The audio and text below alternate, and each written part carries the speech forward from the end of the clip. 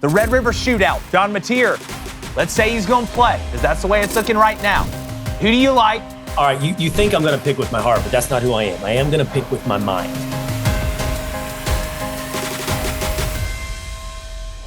What is up, everybody? It is Wednesday on Crain and Company, and you know what that means. We're making our picks. And goodness gracious, the slate is plentiful. We got a great guest picker, who I'm going to get to in 1 second. Hold the clap, Blaine. Not the first time that's been said to you. No. David Cohn, former Michigan quarterback to my left. Former Western State, Colorado wide receiver, Blaine Crain to my right. The black hair is coming back. It's coming back. We're all happy about it. It's coming back. It's coming back. But our guest picker today, you can find him on the Will Cain Show. Come on. He's been everywhere. You used to see him on First Take. Come on. All right, Will Cain country. Just open your eyes and look outside. You're probably going to see him. Our buddy, Will Cain. Will, what's up, man? What's up, fellas? Country music connoisseur, too, by the way. Yeah, you told me that. I didn't know that. I didn't know that either. All right. So, Will, we got 6 big games to pick. To be honest with you, we could have done 10 with the slate we had this weekend. But first, I don't know if you saw this. The New York Times tweeted out this article from The Athletic. But who wrote it, David? Eric Gay, maybe? Good job. Will, now that I'm on the spot, let me just check. Yeah. I want to read to you, because it's basically saying... On the post, it says, The Athletic, Eric Gay / Associated Press. Okay, so basically, it is saying that many people are having a bad year in college football, but Arch Manning is having one of the worst. He's gone from a preseason Heisman Trophy favorite to what they are saying he's already a flop, which... We can agree that Arch Manning hasn't been amazing, but it's not just Arch Manning. The offensive line, you look at the ability to run the ball has struggled. Against Florida, he was running for his life back there. But to come out and already say that he's a flop in his first year as the starter with the schedule that they've played and that they're going to play, that's a bridge too far. My thing is, why is the New York Times talking about sports? Why is the New York Times talking about anything, Will? Life for me and everyone around me as a sports fan is a roller coaster. And so if I'm being honest with you, if you were with me on Saturday as we were losing to Florida and Arch once again was putting in a very underwhelming performance, you might have heard me sounding a bit like the New York Times. But this is how I do it. In the middle of a Cowboy game or the middle of a Texas game, I'm highly emotional and reactive and snap opinions.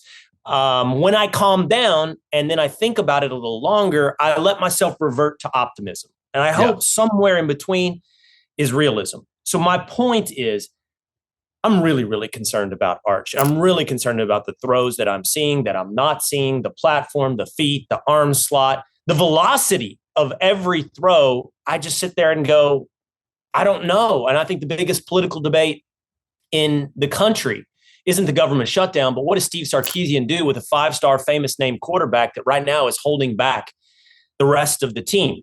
But you make a great point, Jake. The rest of the team isn't that great. Offensive line is terrible.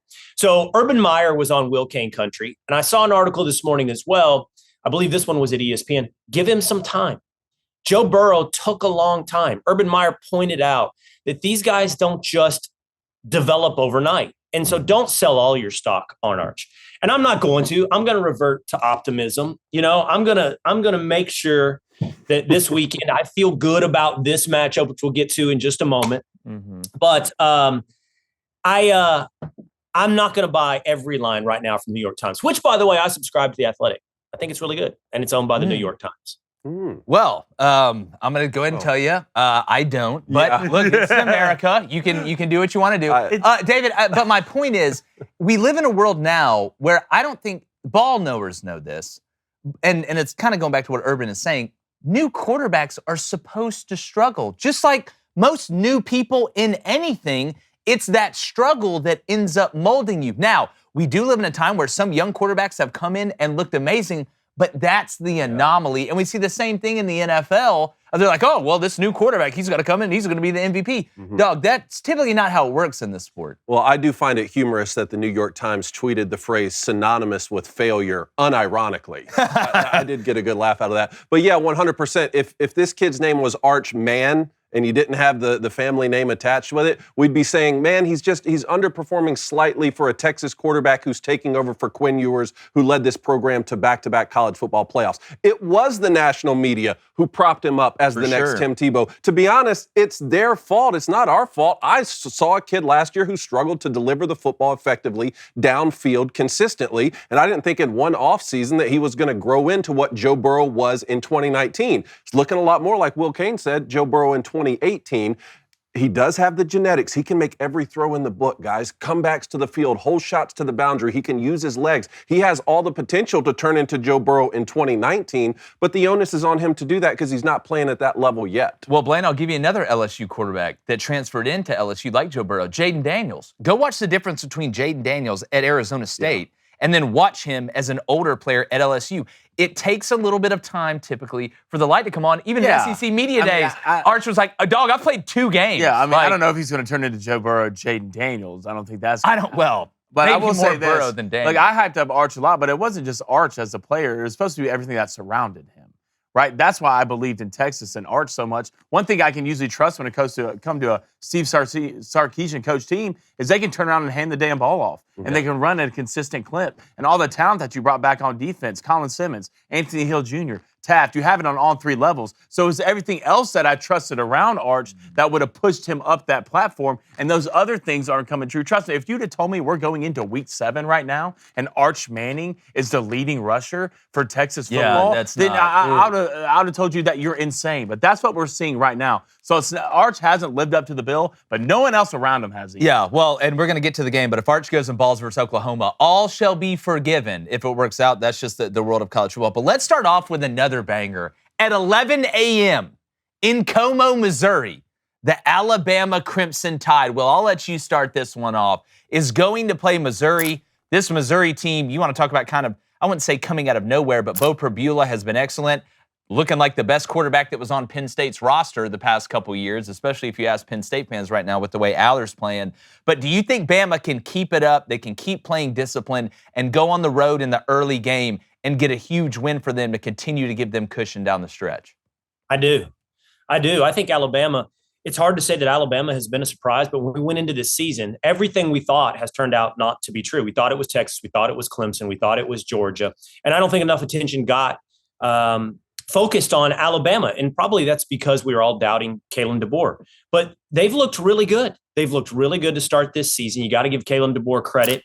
And we know it's a loaded up with talent roster. We know that. So if Kalen DeBoer is putting a system together that works, and it looks like that with Ty Simpson, I think Alabama keeps it rolling against Missouri. Yeah, and Blaine, this line's actually gone down. This line has gone down. It actually started off at -5.5 Alabama, and right now it is sitting at -2.5 Alabama, with the over-under sitting at 51.5. And right now the money is laying Alabama -2.5, but that spread got bet down quick.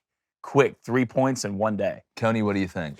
Well, do you guys realize that the fewest yards that Missouri has rushed for this season in a game is 219? Yeah. Through 5 games so far, 268, 285, 427, 261, and 219 for an average of 292 yards. We talk about Ahmad Hardy all the time, how he may be the hardest running back in the country to bring down. And this is going up against an Alabama team that I think already struggles to run fit, particularly from the secondary. You saw it in the first half against Vanderbilt, not the second half. You saw it when Georgia rushed for 220 yards against them, but they still won that football game. This is going to be the toughest test for Missouri. I actually like Alabama going on the road to keep this win streak going. I got 31-27 right now. Blaine, what do you got? Well, this is going to be a close one.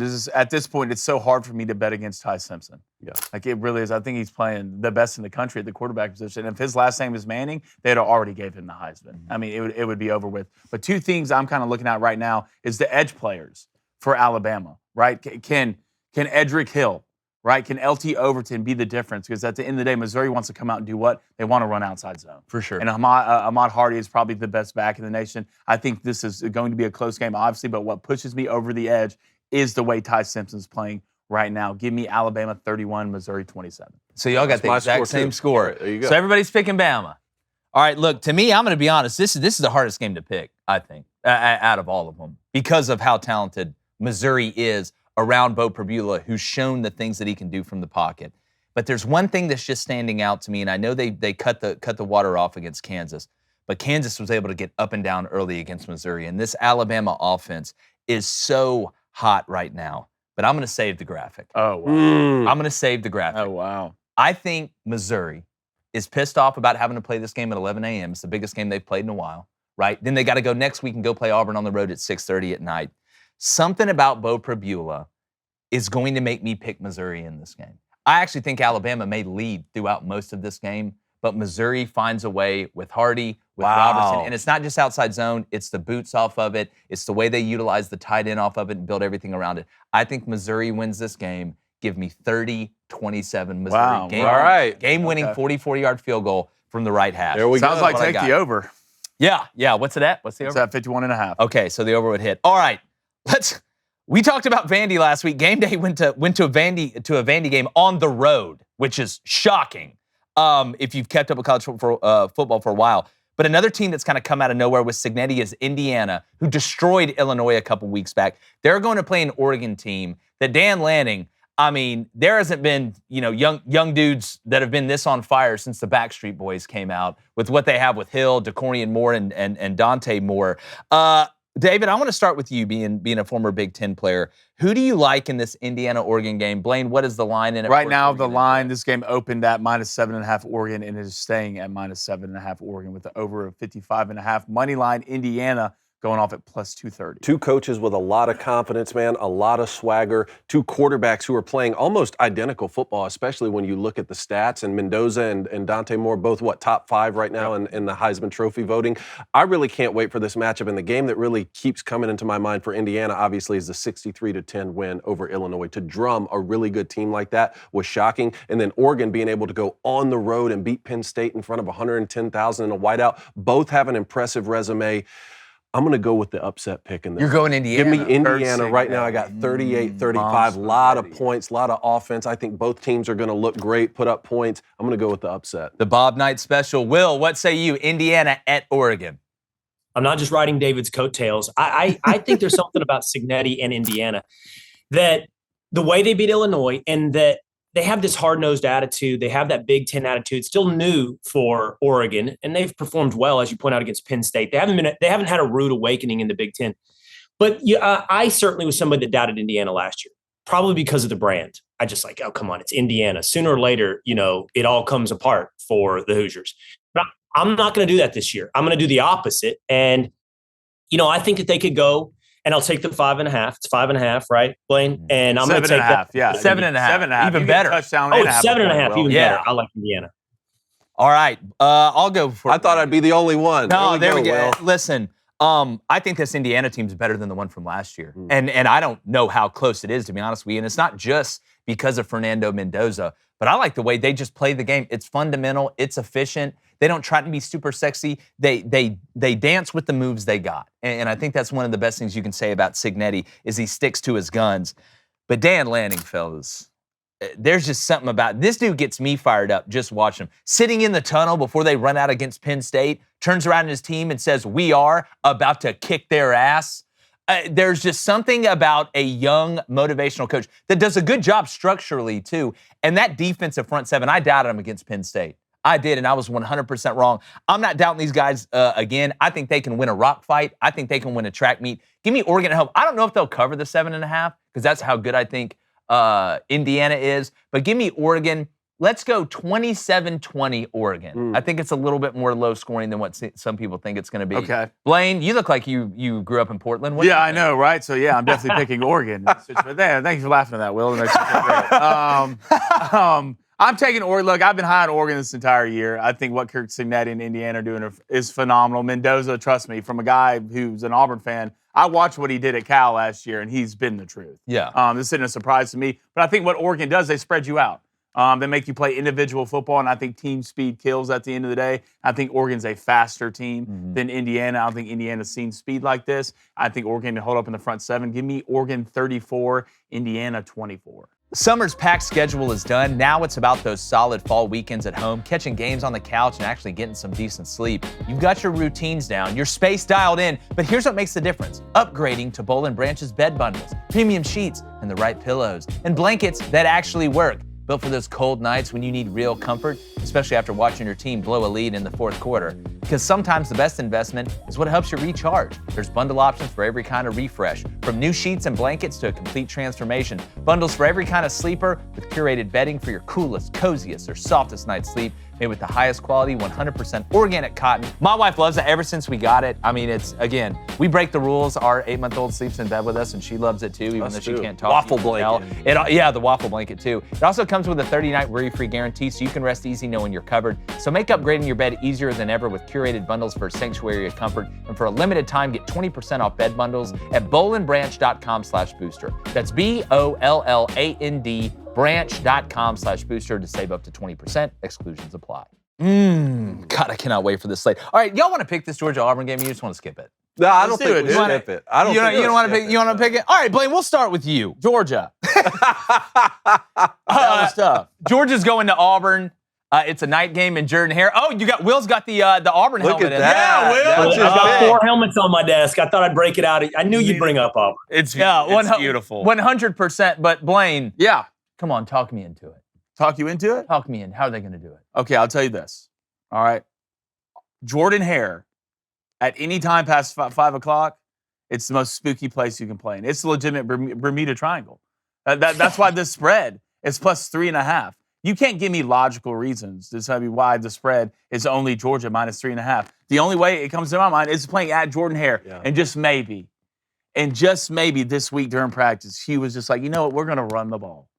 We are going to run to set up the pass. God, that'd be so and hot. if you can do that, and we've seen this Georgia team with this front seven, not the same Georgia defense we're usually seeing year in and year out. I think Auburn, if they can establish a ground game with those weapons on the outside, they'll have a chance in this game. But I'm sorry, I don't believe they're going to do that. I think Jackson Arnold's a dud at quarterback. I think you have 2 mediocre backs, 2 great receivers. Your offensive line's experienced but average. Your defense is playing great until they probably play Georgia, right? So I'm taking Georgia in this game 27-10. Oh, God, that happens. Hughes Did he probably. convince you? Hughes probably cooked. No, we'll get to that. Will, Georgia at Auburn. What say you? The 2 most popular schools in Dallas, Texas, outside the state. Everybody's applying to Georgia and Auburn in Texas. I like Georgia. I think Georgia is not the absolute lockdown. Of course, you take Georgia that they have been in past years. But I just think that all across the board, there's just more trust in everything. There's more trust in Gunnar Stockton than Jackson Arnold. There's just more trust in every position group. I think even at Jordan-Hare, and everybody says it, no offense, Blaine, I only laughed when you talked about Jordan-Hare because I feel like I just got done hearing about how difficult the swamp was all weekend long. And now every season, we're going to hear about Death Valley. And so everybody claims from College Station to the swamp and everything in between that they've got the toughest place to play. But even though it might be difficult to go into Auburn, I'm going to take Georgia. Not a bad pick. David, you're married to an Alabama woman like me. What do you think? I did marry into this. Let's not forget, this is the Deep South's oldest rivalry. It is. It doesn't matter what the records are. It doesn't matter who the coaches are. This game always matters. This is one you always pencil on the schedule. One of the coolest rivalries in the sport. And I picked the Auburn upset preseason. You remember that? Yeah. I went out on a limb on our preseason. I got the check mark right there. I need to tweak a couple things. Yeah, there it is. That's If what I Auburn, if they were playing just a little bit more competent on offense, or if Georgia were undefeated and, they didn't already have their backs against the wall with the Alabama loss, maybe I could talk myself into it. I cannot right now. I'm going to take Georgia 31-13. David, like you, I got it right here. I had Auburn starting off 3-2 and beating Georgia. Actually winning 3 in a row after this and then losing at Vandy, which would be the most Auburn thing that ever happened. And look, do I think Auburn is capable of beating Georgia? Because I don't think this Georgia team on defense is nearly as elite as what they have been. Yes. The only problem is Auburn's offense is hot dog water. It's been awful. And if it was just one problem, just one, that you had to fix, okay, we can flex seal this bad boy and figure it out. But we don't have enough flex seal to stop the holes in this water tank, even if they got that little fat guy with black hair that gets in the boat and shows you too. Oh, no, not him. Yeah. We're doing clap cadence on the road in College Station, and then you tell me the left tackle's deaf? Did we check Jackson Arnold's eyes as well? That's what we're saying, he's deaf? It was a bad plan to begin with. I don't want to save the graphic because I hope we're all wrong. I would love for Auburn to win, but I don't get paid to say what I hope happens. We don't get paid to say what we want to happen. We get paid to say what we think happens. And I just don't know if Auburn's offense can go from trying to learn simple addition to doing trigonometry in 2 weeks. That's what I worry about. I'm going to go with Georgia in this game. I know it's a 3.5-point spread. I know it hurts. Auburn's coming off the bye week, man. It's going to be 24-21 Georgia. Okay. 24-21 Georgia. That'll keep you around. It may. Well, somebody's got to get fired in that building, and it ain't going to be on the defense. So I'm going to go, we're all going with Georgia there, which is understandable. All right, let's move on here if I can get back to my beautiful book of secrets and truths. David, your alma mater. Yeah. Michigan going out to USC. I wonder how well y'all are going to travel. Probably pretty good. Sharon Moore's talking about the Coliseum doesn't bother them. They don't want to take selfies, this, that, or the other. I don't know why you'd say any of that stuff, but he's saying it.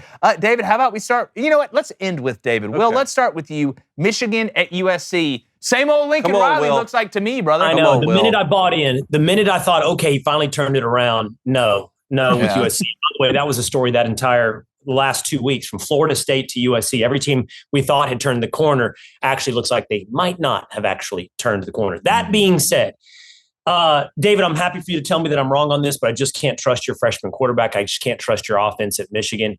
And I'm going to take USC. And you have to travel to the hardest place to play in Southern California. Can they at least play that? I'm going to take USC. I don't know. UCLA looked pretty good.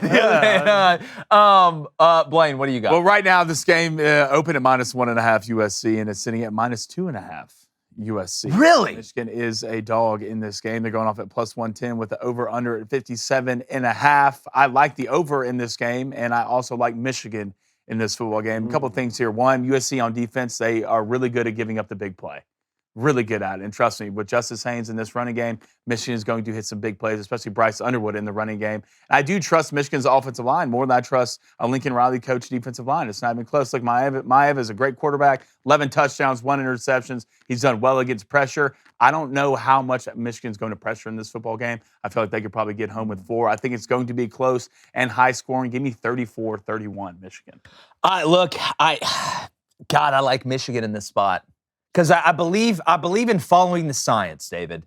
And I believe that big humans pushing around other somewhat big humans, because Michigan is huge on the offensive line. USC, I think, gets buried at the linebacker position too much in the run. You watch the amount that they pressure. Bryce Underwood is growing in front of our eyes, right? I don't think he's had to really win them games truly. This is one, though, I think Justice Haynes goes for 200. I do think USC will score, though. Because you talk about the pressure rate from Michigan, Wink likes to bring it, and if they don't get home, USC's got Lemon's a phenomenal player that can really, really hurt you down the field. I like Michigan. I like it to be high scoring, Blaine. Give me Michigan 38-31. 38-31, okay. I think Michigan scores a defensive touchdown in this game, and that's the difference. Give me Michigan by a touchdown. Well, Will said he can't trust Michigan's freshman quarterback. I hate to break it to everyone, but he's actually the one I trust the most right now. I trust Bryce more than some other elements of the team right now. Boy. I was excited to see where this line opened. I thought it'd be an even pick'em. So when USC opened as the favorite early in the week, I wasn't that surprised, and I thought, man, I actually might take USC in this game with what they're able to do offensively. But the more that I think about it, the way that Michigan was able to rush against Wisconsin's defense, which they don't do a lot of things great, but stopping the run is one thing that they have done well. Michigan still rushed for 170. You look at this game last year, I know it was in the Big House. Michigan still rushed for 290. That was the Kalel Mullins game. Justice Haynes is every bit the back that he is. I think he's going to show out in this one. I think Bryce has a big day with his arm and with his legs, and I think Wink Martindale dials up some pressures, or they get home with the front 4 to really put Jaden Maeva in a blender for most of this game. Not that they're not going to score, not that he's not going to make some incredible plays. They got a couple wide receivers. They're just absolutely They stay with them. I like the high-scoring nature of this game, too, but I'm going to take the good guys, the Michigan Wolverines, 30-26. The good guys, huh? All right, myself, where I like it. Hey, trust me, this will come back to bite us in the ass. Oh, yeah. This is typically how it works. That's how you know Southern California. That's exactly. All right, 2 more, and we're going to get to the Red River Shootout. But first, the team that just beat your team, Will, is now going to play another Texas team, but this time they're on the road. They're going to College Station, which some say is the toughest place to play in the country. Though some people being Texas A&M fans, and look, it is a tough place to play. Florida at A&M. Blaine, is the line still 7.5? Right now, the line opened at -8.5 Texas A&M and is sitting at +7.5 right now for Florida with the over-under at -46. Florida money line going off at +225 in this game. Will Billy Napier just crawling back once again? You know, you always say that Haynes King is like the main character from Hacksaw Ridge. Billy Napier is starting to get that moniker too. He just keeps going up and doesn't even have a gun. Like, he waits till halfway through the season to get one. Will, what do you think? Florida at A&M. A&M looked good in the second half offensively against Mississippi State, but this ain't Mississippi State. Are we going money line or are we going with the points? Because that's a big line, 7.5 to Florida. Yeah. First of all, money line, I like A&M. I like A&M over Florida. Florida's got a real defense. That defense is good. Marcel Reed, though, is dynamic. So is Arch, meaning you could use your legs, but Arch is just still inaccurate as a thrower. I also think Florida, as much as DJ Lagway is not what we thought he would be, he's got some weapons. Some of those receivers are absolute studs that he's got. And when you're throwing to a wide open guy, that's pretty strong. The long and short of it is, I like A&M to win the game. I don't know that I like them more than 7.5. Yeah. I don't think Florida's going into College Station and winning that game. I don't think they're as good as they looked against Texas. And I think A&M is legit. They're good. So give me A&M for the win, but give me Florida for the cover. Blaine, what do you think? Florida at A&M? I like the under. What's the total? The total right now is 46.5. God, I like Open the at under 47.5. I'm taking the Florida Gators Really? in this football game, and a couple reasons why. One, I don't think Jaden Bogg gets talked about enough as one of the best backs in the country. Yeah, well, when they give him the ball. I don't think I've seen all year the first tackler against Jaden Ball get him to the ground, right? And when I look at Texas A&M, although they have improved, especially on the defensive side, I just think Florida is going to be able to control this game up front on both sides of the line of scrimmage on offense and defense. I think a run game for DJ Lagway is only going to help him out. With these receivers, you have Vernon Brown III, you have Dallas, who's an absolute star. And it's the same thing A&M has. Look, Marcel Reed, Concepcion, Craver, all these guys, they look fantastic. But I think the difference is Florida's going to be better up front on both sides of the ball. Give me Florida in an upset, 24-21. I think a lot of people are going to be hot on Florida because of the way they played last week, but I'm a firm believer I'm going to take the full body of work and not just isolate one game because it can change so much. I mean, again, if you played, coached, or followed it, you understand that. I do think that A&M is going to struggle to score because I just think this Florida defensive line, especially now that the pass rush is starting to come along a little bit, creates a lot of problems. But I think this A&M team is different. They are finding ways to win games that in the past they would find ways to lose. You go on the road and you beat Notre Dame in a high-scoring game, 41-40? You throw a touchdown basically in the last second to win it. You play Auburn, you beat them, in a low-scoring game. Texas A&M is just finding ways to win games. And I think in the second half, they're really going to come on. I think it's Marcel Reed's legs that keep some plays alive. I think A&M's more dangerous in the scramble drill than they are just lining up and running their normal stuff. I like A&M to win this one in another low-scoring game. Give me 20-14 A&M. And wow. I think it's 14-14 going into the fourth. A&M kicks 2 field goals. Lagway throws a pick. And that's it. That Florida offense has obviously been disappointing for most of the year, and the week they decide to figure it out is against that Texas defense. Yeah. Like, truly incredible what they were able to do. I will say what's even more surprising is to watch that you got guys like DJ Lagway, true sophomore, Vernell Brown III, true freshman, Dallas Wilson, true freshman, Texas A&M has those guys too. Yeah. And I agree with the full body of work argument, though. I picked against Texas A&M in the Mississippi State game. I'm not going to do that this week. Give me the Aggies at home. All right, last one, Will.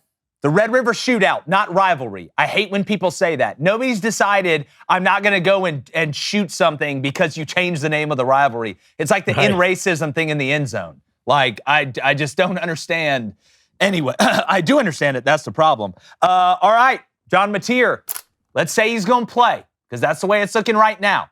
Who do you like? I could guess who you'd like. Blaine, quickly, the spread on this one. Right now, this game opened at -2.5 for the Texas Longhorns. Right now, it's sitting at -1.5 for the Texas Longhorns. Money lines at even pick'em with the over/under at 42.5. Will, what say you? All right, you think I'm going to pick with my heart, but that's not who I am. I am going to pick with my mind. And there is literally no reason to pick Texas over Oklahoma. There's literally no reason other than hope. And that hope is that all of a sudden Arch Manning is going to turn the corner. And this is where, like, David's expertise and what he had to say a moment ago comes in. The fundamentals are what's all bad, and it is the problem. That he doesn't set his feet, that he's having trouble reading. He's getting a little better reading to the open receiver. David, I don't know why he throws the ball so hard. Why must you hum it into your receiver as hard as you possibly can? How about a little finesse, a little bit of touch? But because of that, you retain this little bit of hope. It's going to click.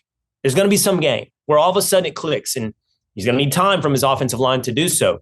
But when he does, when he plants his feet, he can deliver a throw. Will that happen against Oklahoma? That's just a complete crapshoot bet. There's no reason for me to believe it'll click this weekend. Talk about a tough environment. That's a really tough environment. Yeah. I mean, crazy pressure, half burnt orange, half crimson and cream. I'm taking Oklahoma. That's my head. Wow. I'll be surprised and happy if it clicks finally for Arch, but I have no reason to think it's going to happen in Dallas. No, it makes sense. Blaine, all right, let's go. What do you got? So we're saying John Mateer's playing. I've been told by... You have, according to your sources. According to my It was the tortilla presser. You have John Mateer playing. I got John Mateer playing. If we're having John Mateer playing, I'm picking Oklahoma in this football game. Okay. Because look, I mean, one, if there's anything you can lean on, I'm going to lean on John Mateer being the player that he is. Look, neither of these teams have been able to run the ball at all this year. All right, but if there are things I can trust, is that defense for Oklahoma is legitimate on all three levels. And Brent Venables, you think it was tough playing against Florida in the swamp. Yeah. What Brent Venables is about to do to your eyes, just moving guys, showing guys, bailing guys, bringing guys. Basically a magic show. Oh, my. It's basically a welcome to the circus, but it's a circus you take serious, right? Yeah. I'm taking Oklahoma in this game. I think it's going to be a low-scoring game. I think both these defenses are going to show up. Give me Oklahoma 2017. All right, David, what do you think? Close to what I have there. We came into the season thinking Texas might have the number one defense in the country, but by every available metric, Oklahoma is leading the statistical categories as the number one defense in the country. I'm going to take the Sooners right now, 23-20. I think Texas has looked a lot like Auburn, to be honest with you. Pretty damn good on defense. Offense is struggling, but in a different way. I would still take Texas's offense, actually, over Auburn's right now, which is sad to say. All the points you guys brought up, Oklahoma's defense is an absolute nightmare. And again, they don't have to line up and trick you, to be honest with you. They could line up and base stuff and win. Mateer, you don't play a quarterback with a broken thumb. If he plays, that means he can throw it. You can't. It's not like it's a hamstring or he sprained his ear or something. You don't let a quarterback play if his hand doesn't work, especially when it's his throwing hand. I think this game is super low scoring. Super low scoring. Give me Oklahoma 17-10. Wow, 17-10. I think it's 17-3 in the fourth quarter, and Texas finds a way to score a touchdown, but they're not able to do it again. So we're all taking Oklahoma here. Well, we just gave Texas a chance. All right, we're doing Texas. it. There's your chance. But Will, man, again, thanks so much for joining us. I know you're everywhere, but tell everybody where they can find you if for some reason they just landed here. They can catch me at Will Cain Country live at noon Eastern time every day at YouTube. And then the Will Cain Show on the Fox News channel at 4 Eastern. And I guess I'll be on the USC Trojans big this weekend to make sure that I beat you guys. That's my differentiating. Yeah. Look, I love it. But Will, thanks so much for joining us, man. Thank you, everybody out there, for joining us. Make sure you subscribe. Make sure you check out all the content, all the previews. We're going to have instant reactions on Saturday. Yeah. Then we're going to have a recap on Sunday and get this thing kicked off for Week 8. And like the chances of me not being excited about watching Missouri State tonight, I don't care. It's football. That's all I ask for. We're going. Gone.